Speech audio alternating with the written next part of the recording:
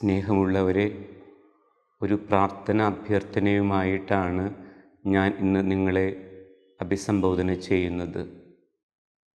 ആഗോള സഭയുടെ പരമാധ്യക്ഷനായ പരിശുദ്ധ ഫ്രാൻസിസ് പാപ്പ രോഗാതുരനായി റോമിലെ ജെമ്മില്ലി ഹോസ്പിറ്റലിൽ 10 ദിവസങ്ങളിലായി പ്രവേശിക്കപ്പെട്ടിരിക്കുന്നു എന്ന കാര്യം നിങ്ങൾ പത്രമാധ്യമങ്ങളിലൂടെ വായിച്ചിട്ടുണ്ടാകും.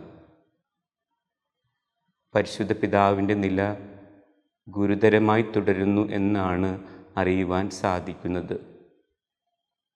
ഈ ദിവസങ്ങളിൽ പരിശുദ്ധ പിതാവ് പരിശുദ്ധ കുർബാനയിൽ പങ്കുചേരുകയും റോമിലെ കർദിനാൾമാരോട് സംസാരിക്കുകയും ചെയ്തു എന്ന് നാം അറിയുന്നുണ്ടെങ്കിലും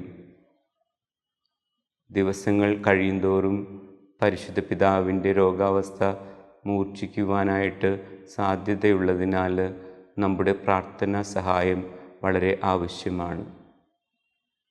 നമുക്ക് അറിയുന്നതുപോലെ ജൂബിലി വർഷത്തിൻ്റെ വിവിധങ്ങളായ പരിപാടികളുമായി നാം മുൻപോട്ട് പോയിക്കൊണ്ടിരിക്കുകയാണ്.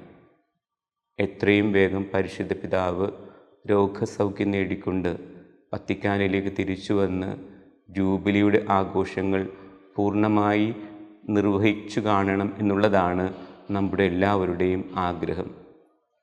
ആയതിനാൽ നിങ്ങളുടെ ഓരോരുത്തരുടെയും ഹൃദയപൂർവമായ പ്രാർത്ഥന യാചിക്കുകയാണ്.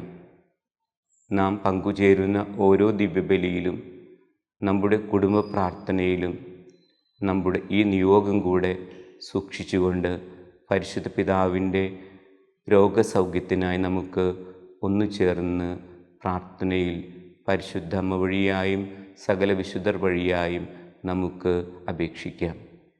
ദൈവം നമ്മുടെ പ്രാർത്ഥന ശ്രവിച്ച് എത്രയും വേഗം പരിശുദ്ധ പിതാവിനെ രോഗവിമുക്തനാക്കി സഭയുടെ നേതൃത്വം തുടരുവാൻ അനുഗ്രഹിക്കട്ടെ എന്ന് ആശംസിക്കുന്നു, പ്രാർത്ഥിക്കുന്നു.